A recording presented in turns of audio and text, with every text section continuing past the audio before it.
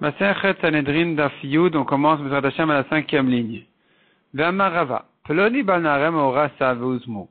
Des témoins qui témoignent contre quelqu'un et qui disent sur lui qu'il est allé fauter avec une Aram Orasa, avec une jeune fille fiancée. Il est Chayav Mita, Ne'eragi Veuzmo. Il s'avère qu'ils sont des menteurs.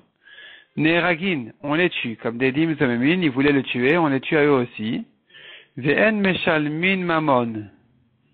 Mais ils vont pas payer ici de l'argent à qui que ce soit. Malgré que quand ils témoignent sur une fille qu'elle a trompé son mari, ils lui font perdre à elle sa ktuva.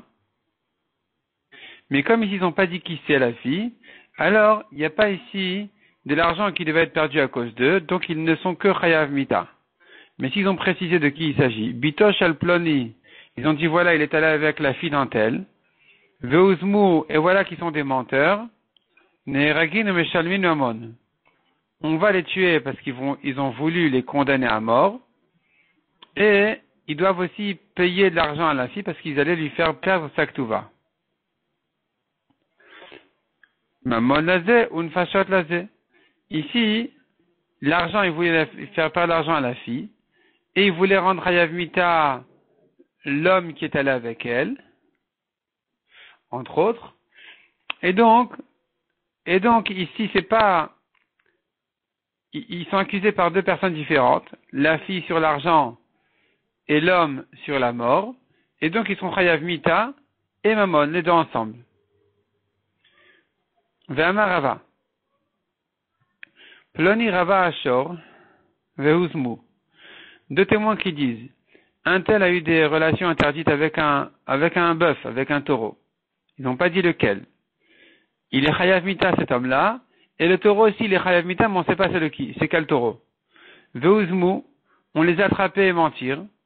Ne'eragin, il faut les tuer. Ve'en meshalmin mamon. Ils vont pas payer de l'argent, parce que ici, ils n'ont pas dit c'est qui le taureau, donc il n'y a pas ici un propriétaire qui aurait perdu à cause de leur témoignage son taureau. Mais s'ils ont précisé Shorosh al Ploni, ils ont dit voilà, il est allé avec le taureau d'un tel. Ve'uzmu, et voilà qu'ils ont été attrapés, c'est des menteurs. Ne'eragin ou meshalmin mamon. Ici, ils seront tués, on va les condamner, et aussi ils doivent payer. Pourquoi? Parce que l'argent qu'ils doivent payer, c'est pas pour la même personne qui voulait condamner à mort. Mamon lazé, venefachat lazé. Il voulait perdre le taureau à un, au propriétaire du taureau, et tuer les témoins. Et donc, puisque ici, ce sont deux personnes différentes, il y a ici l'argent de l'un et la mort de l'autre, alors ici, on peut les rendre hayav et de l'un et de l'autre, on ne dira pas, kimne bederavamine. On ne dira pas que la grande punition est suffisante, on leur fait les deux. Parce que c'est vis-à-vis de deux personnes différentes.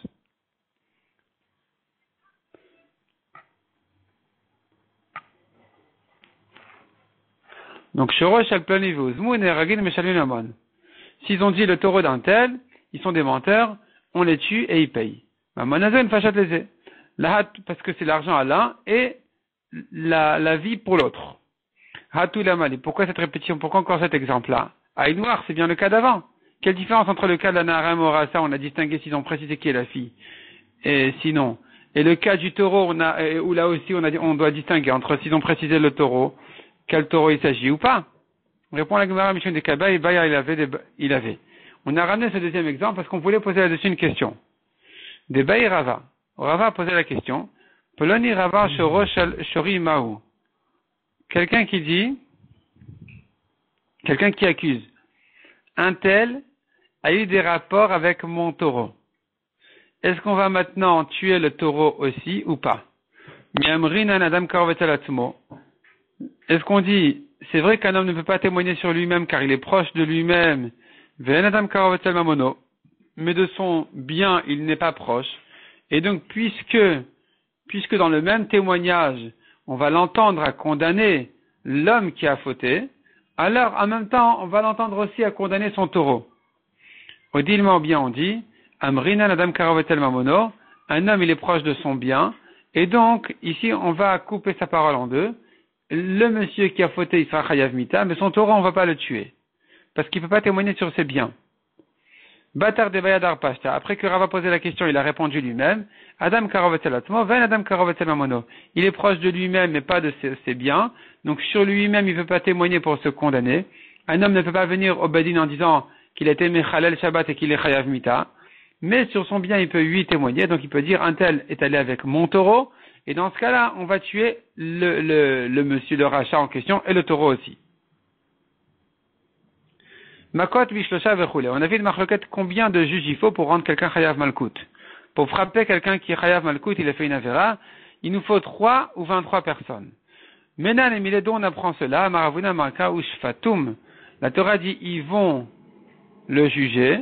Shnaim, c'est écrit au pluriel, 2 juges. Ven Bedin Shakul. Or, on ne prend pas un nombre pair pour un Bedin. Mosifin Elem Odechad, il faut ajouter un 3e. Arekan Shlosha, ça en fait 3. Et là, la Gemara demande si c'est comme ça que tu expliques les psukim. Tu fais les drachot sur les psukim du pluriel pour me dire 2 personnes. Alors, continue le pasuk là-bas. Il dit, Vitdiku Shnaim, Virshiu Shnaim. Le pasuk là-bas, il continue à dire, ils vont dire un tel, il les accueille, et ils vont dire un tel, il est chayav. Donc, ils vont dire tzadik sur le tzadik, rachat sur le rachat. Puisque c'est écrit au pluriel, les juges, ils vont dire tzadik sur le tzadik, ça fait encore 2. Ils vont dire rachat sur le rachat, ça fait encore 2. Arikan Shiva, ça fait en tout déjà 6. Tu ajoutes encore un pour pas que ce soit un nombre pair. Ça en fait 7. Parce que c'est écrit Ushfatum, ils vont juger. Veitdiku, Veirshiu, ça fait encore 4 et 6. Ça fait en tout 7. Répond la Gemara, Haomi Baile Kedeula.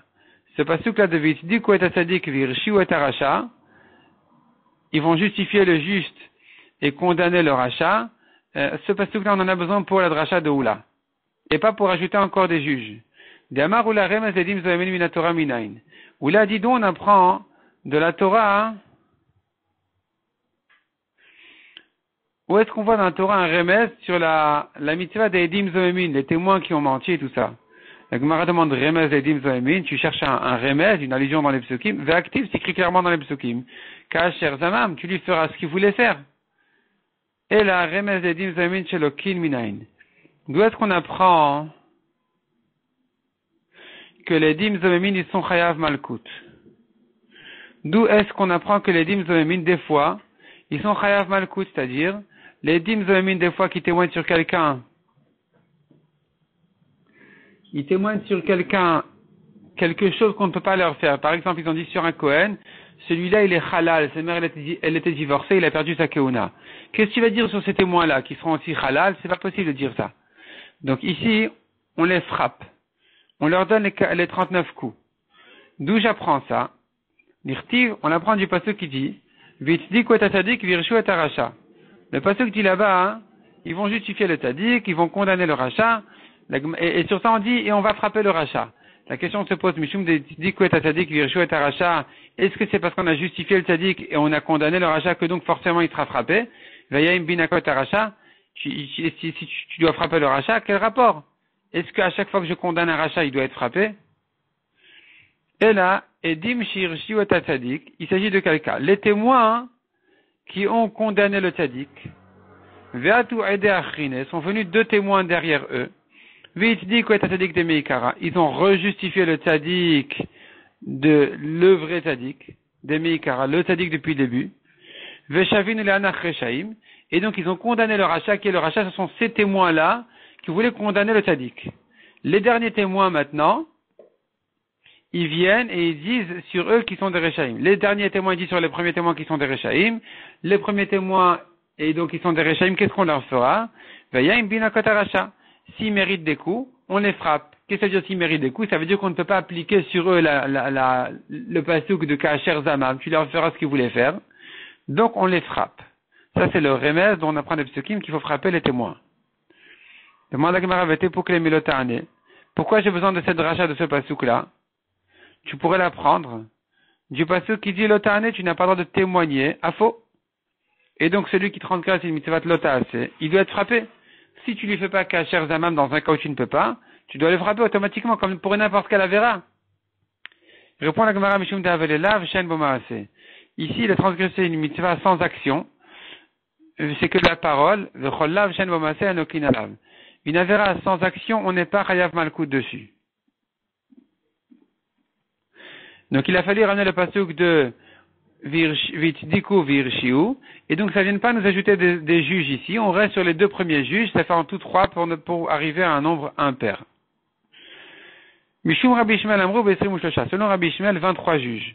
Maïtamed Rabbi Shmuel, quelle est sa raison? Amar Abaye Atia Racha Racha Mechavé Mitot, il fait une Xerashava. C'est écrit Racha, Ktivacha, Vayam Binakot Racha. Ici, pour la Malkout, c'est écrit Racha, Vayam Binakot Racha. S'il mérite les coups, le Racha. Donc, Ktivatam, Asher ou Racha Lamut. Il est écrit ailleurs, il est Racha pour mourir. Il est Racha, il doit mourir. Donc là-bas, il s'agit de quelqu'un qui est Chayav Mita, ici de quelqu'un qui est Chayav Malkout. C'est écrit Racha ici, Racha là-bas, on compare l'un à l'autre. Ma lalan besrim ushlosha, afkan besrim ushlosha. De même que là-bas il faut 23, ici aussi il faudrait 23. Rava Amar. Malkout imkam mita omedet. Rava il donne une autre raison. Il dit Malkout ça vient à la place de la mort. C'est-à-dire qu'en principe celui-là il est Chayav Mita. Pourquoi? Parce qu'il a désobéi le roi du monde. Il a désobéi à Kadosh Baruch Hu. Il mérite la mort. Comment on va le tuer? Alors, il y a des fois on tue Skila, des fois Srefa, des fois Hereg, des fois Chenek, et celui-là c'est Malkout, il prend des coups, il prend 40 coups, il a qu'à mourir, c'est pas grave. Et comme on dit, il a qu'à mourir, c'est pas grave, il nous faut 23 juges. Parce que c'est une sorte de Chiyuv Mita. La Gemara objecte. Amar Ravacha Bered Rava, les Ravashi. Ravacha il demande à Ravashi, Iyachi, si c'est comme ça que tu me dis que Malkout c'est une sorte de Chiyuv Mita, Umdan Alamali.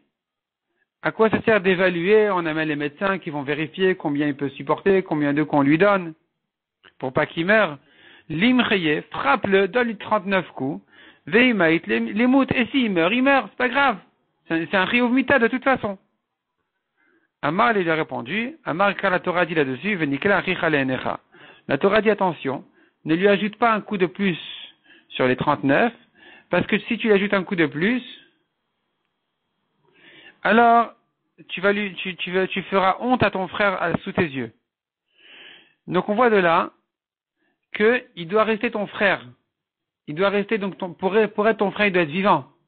Sur un mort, on ne dit pas ton frère. Qui machit agabade chaye machit. Il faut qu'il soit là. Il faut qu'il soit là. Tu parles de sa honte, tu parles de lui. Donc il doit être présent au moment où on le frappe. Donc tu es obligé d'évaluer parce que si maintenant il va mourir après 20 coups et que tu continues à frapper le mort encore 20 coups, alors tu auras frappé le mort. La Torah dit qu'il doit être présent, pas absent. Et donc c'est pour ça qu'on est obligé d'évaluer. La Gemara demandé là à Détania. Alors tu as un problème avec une autre braïta. La braïta a dit Amadou le kabel esrim. Si les médecins ont dit il peut supporter 20 coups. En makinoto la makot aruyot l'ishtalesh. On ne peut pas lui donner 20 coups. Il faut que ça puisse se diviser en 3.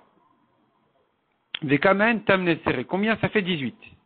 Donc s'il ne peut pas supporter 21, on lui donnera 18. Parce qu'il faut à chaque fois que le nombre de coups qu'il reçoit, qu'il puisse se diviser en 3.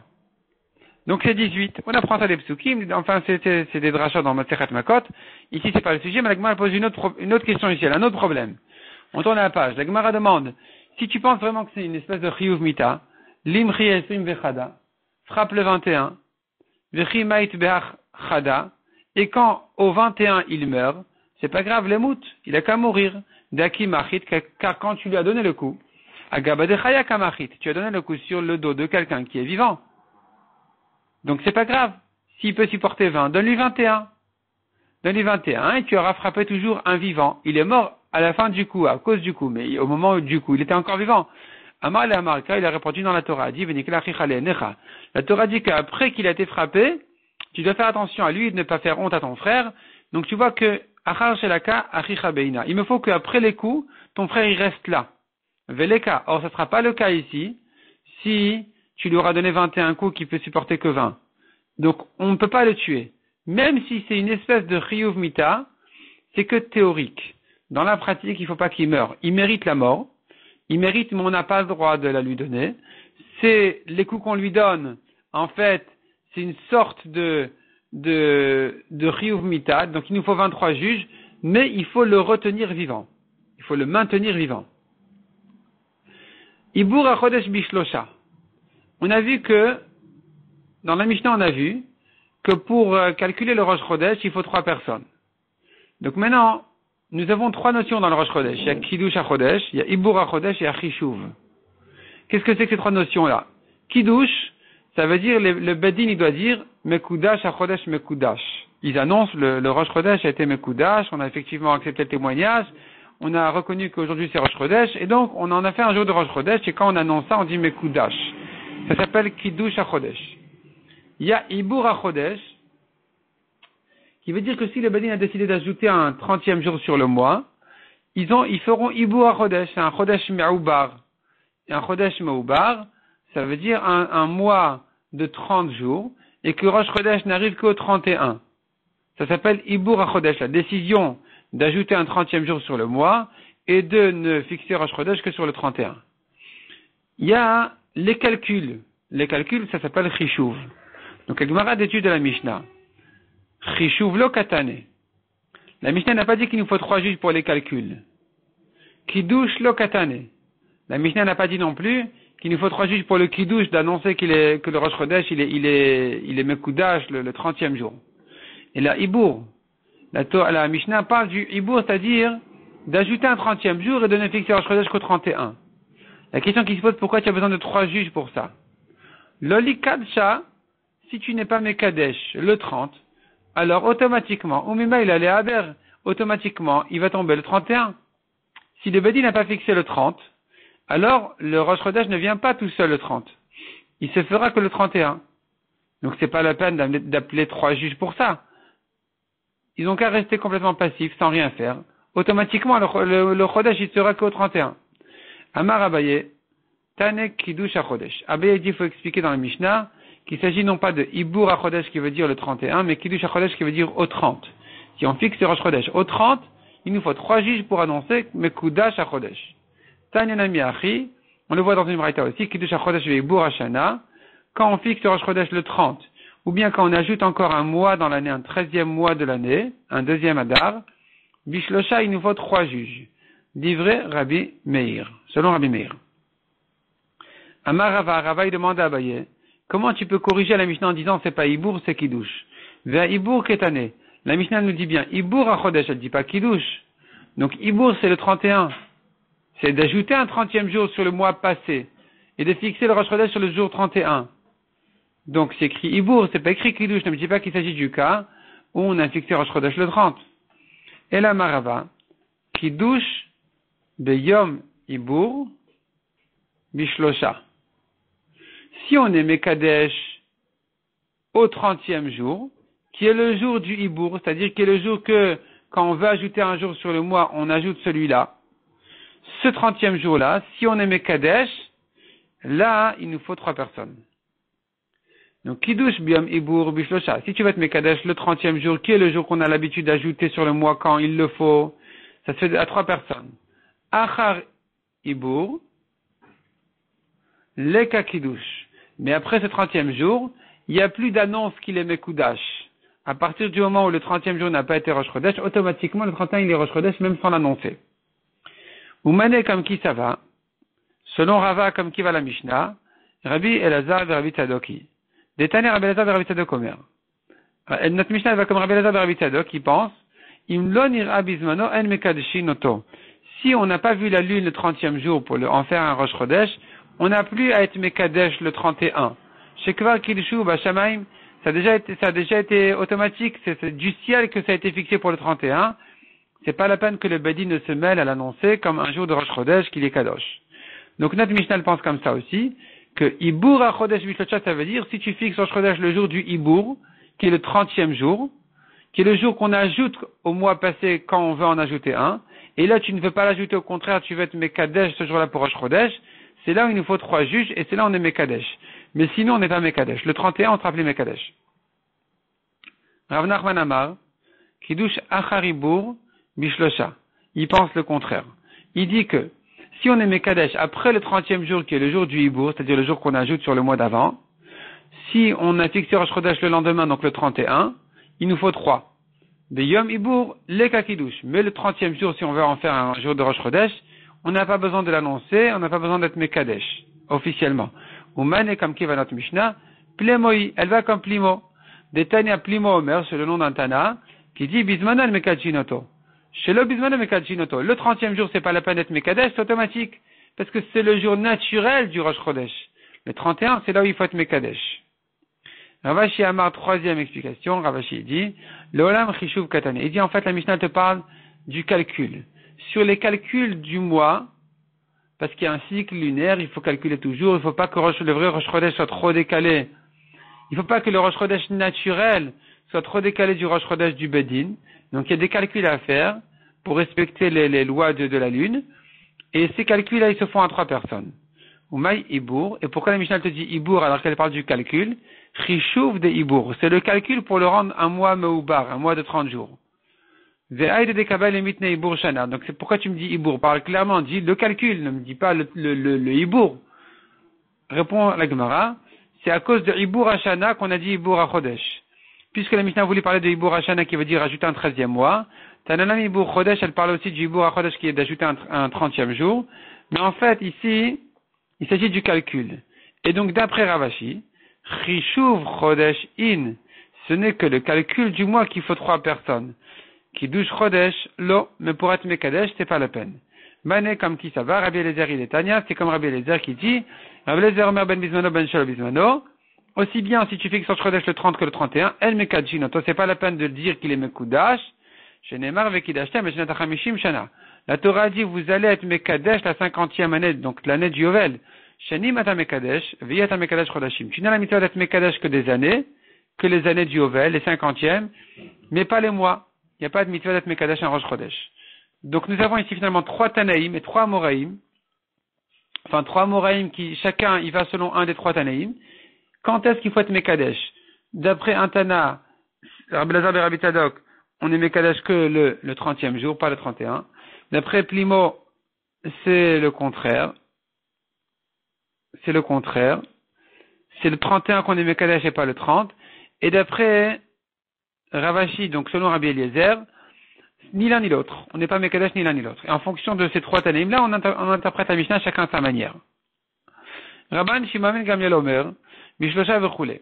Selon Rabban Shimon Gamliel, il dit, en fait, il nous faut 3 personnes pour commencer, 5 pour continuer et 7 pour finaliser. La Gemara explique Taina Ketzad Amar Rabban Shimon Gamliel. Qu'est-ce qu'il voulait dire Rabban Shimon Gamliel? Comment il a dit? Mishlosha Matrilin Vachamisha Nosin Vnotnin Vegomrin Meshiva. À 3 on commence, à 5 on juge, et à 7 on finit, on conclut. On conclut donc le Kiddush HaChodesh. Comment ça marche? Echad Omer,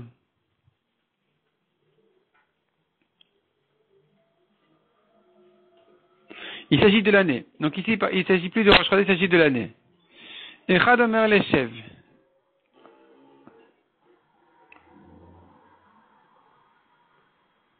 Un juge, il dit, il faudrait que on s'assoie pour décider qu'est-ce qu'on fait de cette année-là, parce que peut-être qu'il faudrait faire un deuxième Adar. Ou Shnaim Omrim, 2 autres juges lui répondent, Shelo Leshev, il n'y a aucune raison d'ajouter un mois de Hadar de plus, c'est pas la peine de s'asseoir sur le sujet. Batel Yachid Bemiuto, le juge unique il s'est annulé, il est une minorité, donc c'est pas la peine de juger du tout. Shnaim Omrim Leshev Vechad Omer Shelo Leshev, si 2 ils sont d'accord, ils sont d'avis qu'il est question d'ajouter un mois, et le 3e juge il dit non c'est pas là, il n'y a pas de quoi, il n'y a aucune raison. Mosifin Alehem Od Shnaim. Donc il faut effectivement juger cette question-là, ce problème. Donc on ajoute encore 2 personnes. Et donc ils sont 5. Venosin Venotnin Badavar. Et ils commencent à raisonner, à réfléchir, à calculer, à vérifier. Shnaim Omrim Tricha ou Shlosham Omrim Ena Tricha. Si 2 juges disent il faut ajouter un mois, 3 ils disent non, c'est pas la peine. Batlu Shnaim Emiutan. Donc les 2 ils tombent, ils sont une minorité, et on a terminé le sujet. Shlosha Omrim Tricha ou Shnaim Omrim Ena Tricha. Mais s'il y a une majorité qui est pour et une minorité qui est contre, qu'est-ce qu'on fait? 3 c'est pas suffisant pour décider d'ajouter un mois. Mosifin Alem Od Shnaim. Il faut ajouter encore 2 juges. Afin d'en arriver à 7. She'en Haminyan Pachot Mishiv'a. On va pas décider ça à moins de 7 personnes. La Gemara demande pourquoi tout ce processus-là. C'est en rapport avec qui qu'on a dit on commence à 3, on passe à 5, on monte à 7. Ils sont en marloquette là-dessus. Rabbi Yitzhak ben Nachmani, il y a encore un chacham avec lui. Umanu et qui est-il? Rabbi Shimon ben Pazi. Ve'amrela, il y en a qui disent Rabbi Shimon ben Pazi vechadime umanu Rabbi Yitzhak ben Nachmani. Il y en a qui disent dans l'autre sens. Rabbi Shimon ben Pazi est en discussion avec son ami, qui est-il? C'est Rabbi Yitzhak ben Nachmani. Ça revient au même. Chadamar keneged birkat kohanim. Un il dit 3, 5, 7, c'est comme birkat kohanim. Le premier pasuk, 3 mots, Yevarech Hashem v'yishmerecha. Le deuxième pasuk, 5 mots, Yeher Hashem panav elecha v'chuneka. Le troisième pasuk, 7 mots, Yisa Hashem panav elecha v'yasem lecha shalom, ça fait 7. Donc 3, 5, 7 en rapport avec birkat kohanim. Ici aussi, donc on voit que il y a une importance à ces nombres-là. Vechadamar, et l'autre il dit, Shlosha keneged shomrei asaf.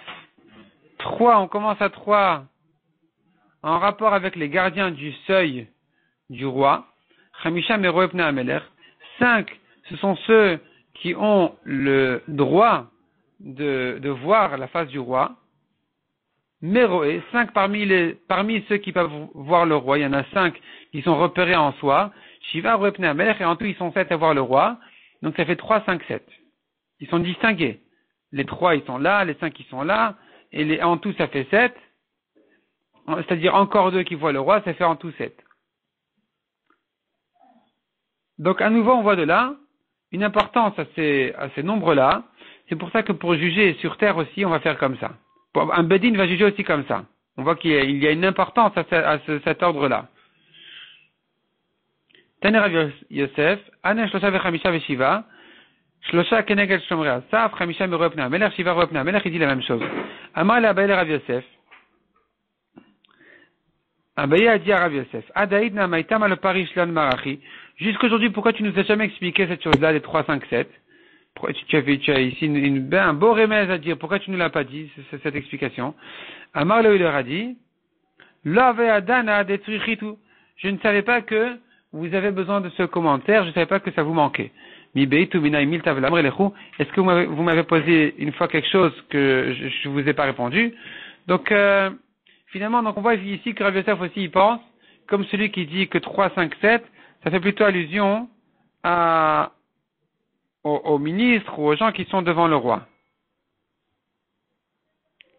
Donc on reste sur cette discussion-là. Est-ce que c'est en rapport avec Birkat Kohanim ou avec les gens, les ministres, les princes là qui sont en face du roi?